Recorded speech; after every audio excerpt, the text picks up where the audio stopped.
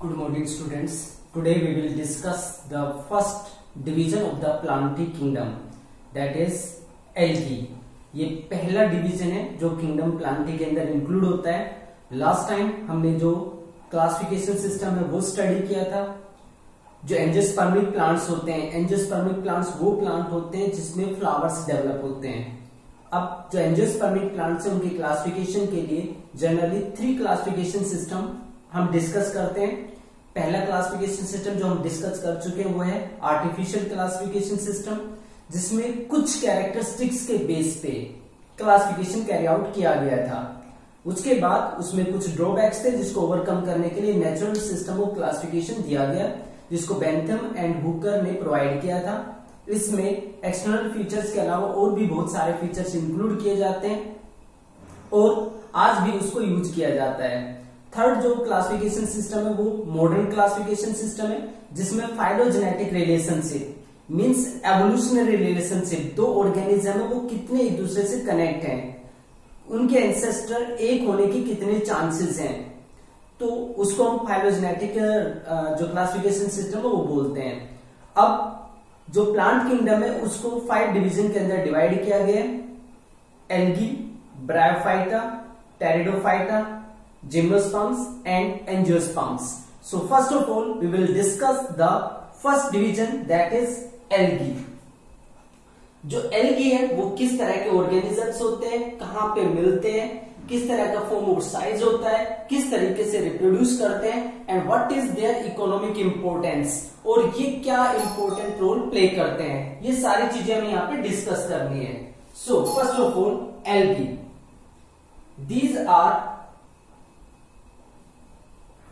These are chlorophyll bearing.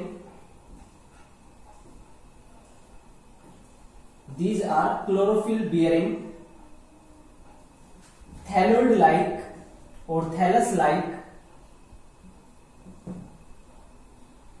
like autotrophic organisms.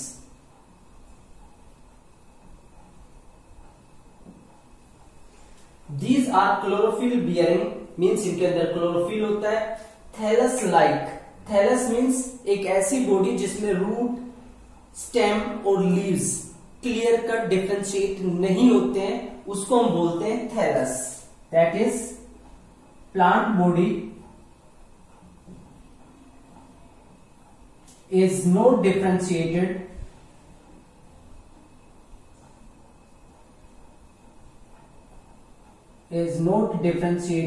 into root, stem and leaves, जिसमें हम ये नहीं बता सकते हैं कि इस प्लांट बॉडी के अंदर ये पार्ट रूट है, ये पार्ट स्टेम है और ये पार्ट लीव्स है. तो जहां पे डिफरेंशिएशन नहीं होता, क्लियर कट आप डिस्क्राइब नहीं कर सकते कि कौन सा पार्ट किस हिस्से को रिप्रेजेंट करता है, ऐसी बॉडी को थैलस बोलते हैं. So these are chlorophyll bearing thallus-like autotrophic organisms. Autotrophic means which prepare or synthesize their own food material from the simple inorganic material. जो inorganic material से अपना फूड खुद बनाते हैं उनको हम autotrophic organisms बोलते हैं. अब second feature, that is their occurrence. इनकी occurrence कहां पे ये मिलते हैं?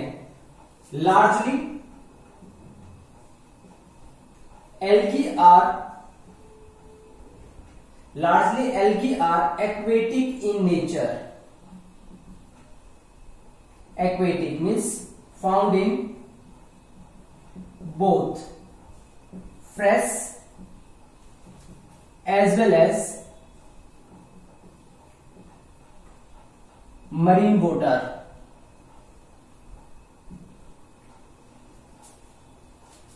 In nature, largely algae are aquatic in nature means ज्यादातर जो algae है वो पानी के अंदर होती है. कौन से पानी में? Fresh as well as marine water, यानी कि जो मीठा पानी होता है उसके अंदर भी प्रेजेंट होती है और मरीन वाटर जो खारा पानी होता है उसके अंदर भी algae प्रेजेंट होती है. तो मेनली एक्वेटिक होते हैं, but they also found They also found on moist stones, जो स्टोन्स होते हैं जिनके ऊपर लगातार पानी गिरता रहता है, जैसे जहां पे वाटरफॉल होते हैं वहां पे लगातार जो स्टोन्स होते हैं वो मॉइस्चर कंटेनिंग वाले होते हैं, तो वहां पे भी एल्गी का ग्रोथ देखने को मिलता है।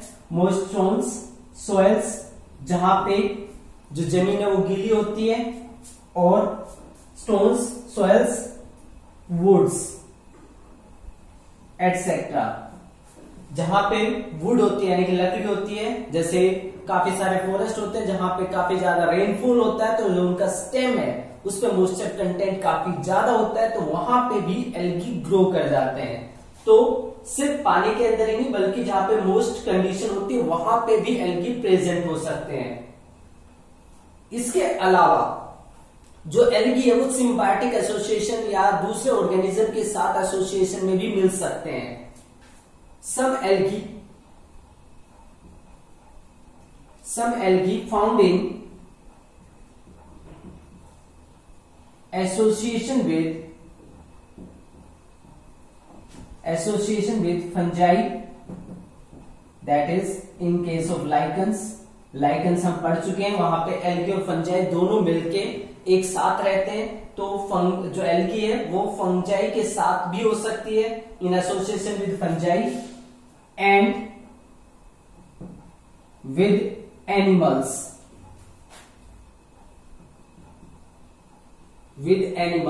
Like sloth bear. ये जो बेयर होता है, ये जो वाटर बॉडीज होती हैं या जैसे वाटरफॉल वाली कंडीशन होती है वहां पे, या जो भी वाटर बॉडी है वहां से फिश को कैप्चर करते हैं, और ऐसे केस में इनकी जो पूरी बॉडी है वो वाटर से मॉइस्ट हो जाती है। साथ में जो इसके हेयर्स होते हैं वो काफी स्टिफ होते हैं, हार्ड होते हैं, तो उनके बीच में जो पानी है उसमें अगर स्पोर्स एल्गी के एंट्रैप हो जाते हैं तो वहां पे एल्गी का ग्रोथ हो जाता है। तो जो अकरेंस की अगर हम बात करें तो एल्गी एक्वेटिक हो सकते हैं, मोस्ट कंडीशन पे मिल सकते हैं, फंजाई के साथ एसोसिएट हो सकते हैं, या फिर एनिमल्स के साथ भी इनका एसोसिएशन हो सकता है। Next, form and size. Algae vary in their form and size. इनके फॉर्म और साइज में काफी ज्यादा डिफरेंस देखने को मिलता है। They vary in form and size. Form और साइज में काफी वेरी करते हैं। फॉर्म यानी कि जो इनकी अपीयरेंस है, शेप है, उसमें कितना वेरी करते हैं। They vary from colonial form जो होती है, they vary from colonial form. Colony बनती है जैसे वोल्वोक्स एक मेंबर है जिसके अंदर कॉलोनी बनती है। They vary from colonial form to filamentous form.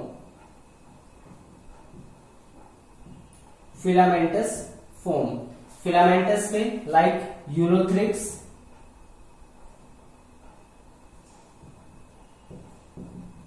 Ulothrix, Spirogyra etcetera. So they vary from colonial form to filamentous form, यानी कि यूलोथ्रिक्स और स्पायरोगैरा ये फिलामेंटस फॉर्म होती है, कॉलोनियल फॉर्म वोल्वोक्स होती है। इसके अलावा इनकी फॉर्म और भी वेरी कर सकती है। कुछ मैरीन एल्गी में इन जो एल्गी है ये एक मैसिव प्लांट बॉडी जैसा स्ट्रक्चर बना देती है। Some marine algae form massive plant body बना देते हैं। एग्जाम्पल कैल्प ये मरीन वाटर के अंदर प्रेजेंट होते हैं और बड़े ट्री की तरह ये पूरा स्ट्रक्चर बना देते हैं। इसमें ट्री की तरह स्ट्रक्चर बनने का मतलब ब्रांचेस वगैरह नहीं होती, सिर्फ एक लीफ जैसा स्ट्रक्चर होता है जो काफी बड़ा होता है, तो उसको हम बोलते हैं मैसिव प्लांट लाइक बॉडी। तो यहाँ पे जो एल्गी है ये इसके 3 फीचर्स हो गए, क्या होते हैं, क्या अकरेंस है और क्या फॉर्म ऑफ साइज है। So these are chlorophyll bearing thallus like autotrophic organism. Second, They are largely aquatic in nature, means found in both fresh as well as marine water. They also found on moist stones on moist stones, soils and woods. Some algae found in association with fungi. कुछ algae fungi के साथ associate होके रहती है, जैसे lichen में होता है. कुछ एनिमल्स के साथ भी एसोसिएट हो जाती है, लाइक स्लोथ बेयर, उसकी बॉडी के ऊपर जो हेयर्स है वहां पे भी एल्गी का ग्रोथ हो जाता है. They vary in form and size, form और साइज में काफी वेरी करते हैं. They vary from colonial form, जैसे वो लोग कॉलोनी की फॉर्म में होते हैं, बहुत सारी जो यूनिसेलुलर स्ट्रक्चर है वो एसोसिएट हो जाते हैं. टू फिलामेंटस फॉर्म, धागे जैसे स्ट्रक्चर बन जाता है यूलोथ्रिक्स और स्पाइरोगायरा के अंदर. और some marine algae form massive plant body, और कुछ एल्गी मैसिव प्लांट बॉडी बना देते हैं जैसे कैल्प्स के अंदर होता है. वोल्वॉक्स की अगर हम बात करें तो आपकी बुक के अंदर भी डायग्राम है, कुछ इस तरीके का स्ट्रक्चर होता है इसमें.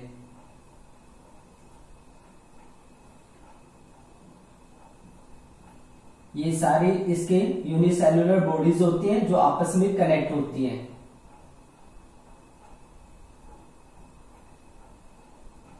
पूरा स्ट्रक्चर बन जाता है, पूरी कॉलोनी बन जाती है. और यूलोथ्रिक्स और स्पाइरोगायरा की तरह की बात करें तो इनका स्ट्रक्चर फिलामेंट की तरह होता है, इस तरीके से.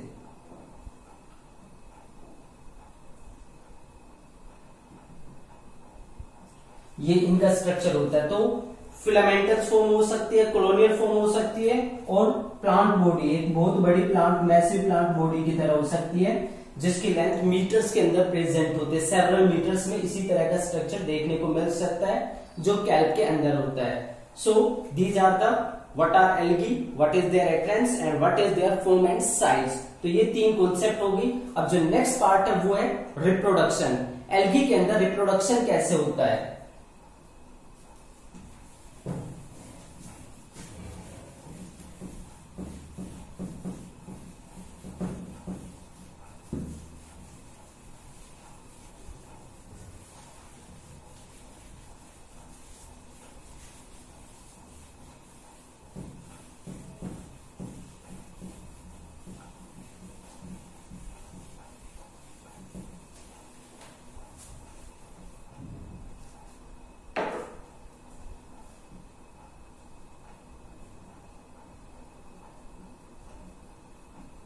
रिप्रोडक्शन, एल्गी में रिप्रोडक्शन कैसे होता है. So vegetative reproduction, vegetative reproduction, vegetative reproduction है यानी कि बॉडी का जो पार्ट है वो एज इट इज किसी फ्रेगमेंट के अंदर ब्रेक डाउन हो जाता है और उससे एक नए इंडिविजुअल का डेवलपमेंट होता है, तो उसको हम बोलते हैं vegetative reproduction. Vegetative reproduction take place by fragmentation.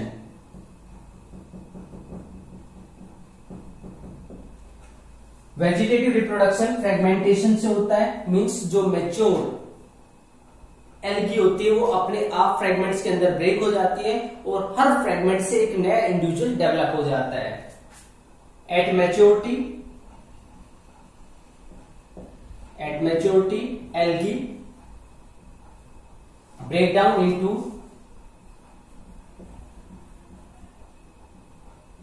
down into fragments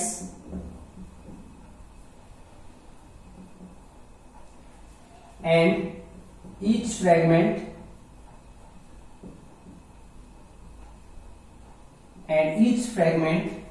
develops into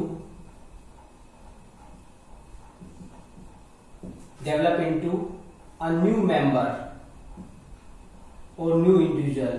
यहां पे जैसे फिलामेंटस फॉर्म होती है, मान लेते हैं ये यूलोथ्रिक्स की बॉडी है,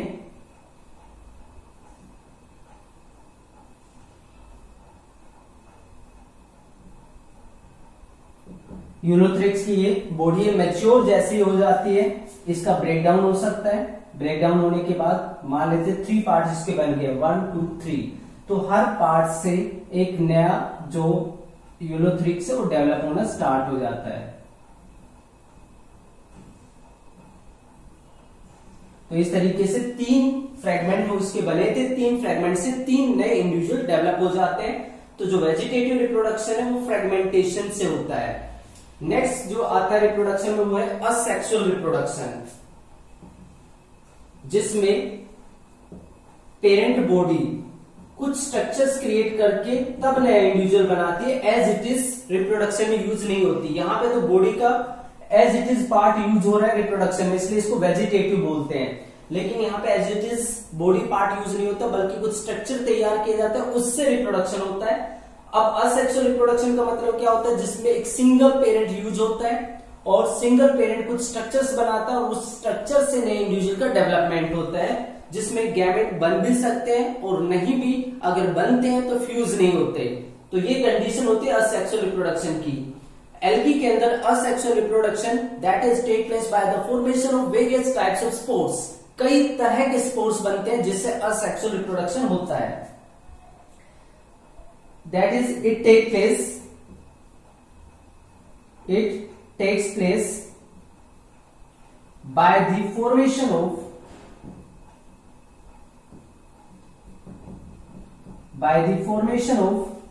various types of spores,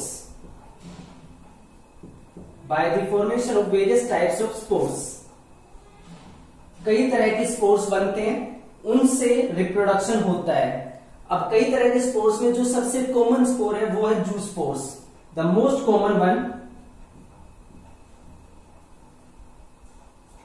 common spores are जू स्पोर्स।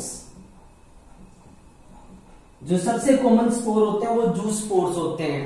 अब जो जू स्पोर्स हैं उसकी क्या कैरेक्टरिस्टिक्स होती है। जू स्पोर्स, जू का मतलब होता है एनिमल, और एनिमल जनरली मोटाइल होते हैं। इसका मतलब ये जो स्पोर्स होते हैं ये मोटाइल होते हैं, इनके अंदर फ्लैजेला होता है, थ्रेड लाइक स्ट्रक्चर्स होते हैं जिसकी हेल्प से मूव कर सकते हैं। So these are flagellated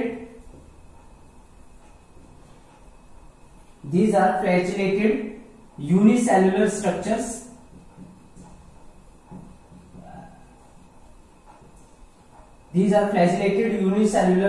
ये flagellated unicellular structures होते हैं। They lack cell wall, इनकी कोई सेल वॉल नहीं होती।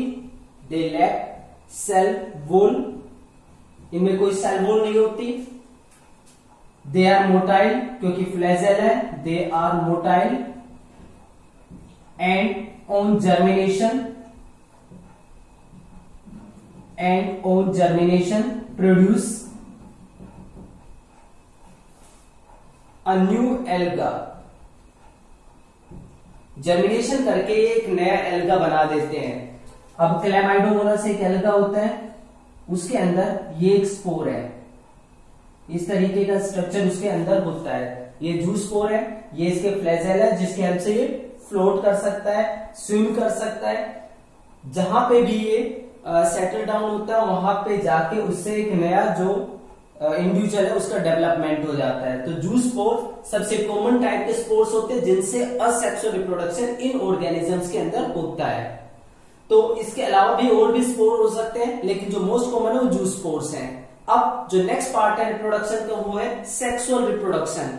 एल्गी जो है उनके अंदर सेक्सुअल रिप्रोडक्शन भी होता है। इससे पहले हमने जो किंगडम मोनेरा और किंगडम प्रोटिस्टा फंजाई में हमने पढ़ा, किंगडम मोनेरा में जनरली सेक्सुअल रिप्रोडक्शन नहीं होता है। उसमें सेक्सुअल रिप्रोडक्शन के जैसा छोटा सा एक पार्ट होता है जिसको मैंने कॉन्जुगेशन, ट्रांसफॉर्मेशन या ट्रांसडक्शन में आपको बताया था कि दो बैक्टीरिया आपस में जुड़ जाते हैं, पूरे डीएनए का एक छोटा सा हिस्सा एक बैक्टीरिया से दूसरे में ट्रांसफर हो जाता है। तो इतना ही वहां पे रिप्रोडक्शन होता है सेक्सुअल को जो कॉपी करता है। प्रोटिस्टा के केस में कुछ के अंदर सेक्सुअल रिप्रोडक्शन एक तरीके से स्पेशली होता है, बाकी मेनली उनके अंदर असेक्सुअल रिप्रोडक्शन ही होता है। फंजाई के केस में भी हमने स्टडी किया था कि वहां पे असेक्सुअल और सेक्सुअल रिप्रोडक्शन दोनों होता है। यहाँ पे जो सेक्सुअल रिप्रोडक्शन है वो होता है और स्पेशल गैमेट फॉर्मेशन से होता है, बिल्कुल वैसे ही जैसे हायर ऑर्गेनिजम्स के अंदर होता है। गैमेट फॉर्मेशन होता है, गैमेट फॉर्मेशन के बाद गैमेट्स का फ्यूजन होता है, जाइगोट बनता है और उस जाइगोट से नए इंडिविजुअल का डेवलपमेंट होता है। तो next part is sexual reproduction. So the next part is sexual reproduction. It takes place by formation and fusion of gametes. यहां पे गैमेट्स का फॉर्मेशन भी होता है और गैमेट्स का फ्यूजन भी होता है। अब जो गैमेट्स हैं वो सिमिलर है, मींस मेल और फीमेल गैमेट्स एक जैसे हैं दिखने में, डिफरेंट है, उसके बेस पे सेक्सुअल रिप्रोडक्शन को 3 टाइप्स में डिवाइड किया जाता है। It is of 3 types. 3 तरह का सेक्सुअल रिप्रोडक्शन देखने को यहां पे मिल सकता है। First, isogamous. आइसोगैमस, आइसो का मतलब होता है सेम और सिमिलर, गैमस मीन्स गैमेट्स। अगर मेल और फीमेल गैमेट्स सिमिलर होते हैं मोर्फोलॉजी के अंदर, तब उसके लिए हम वर्ड यूज करते हैं आइसोगैमस।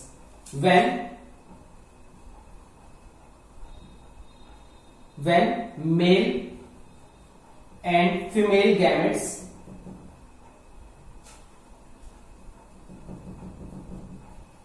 are similar in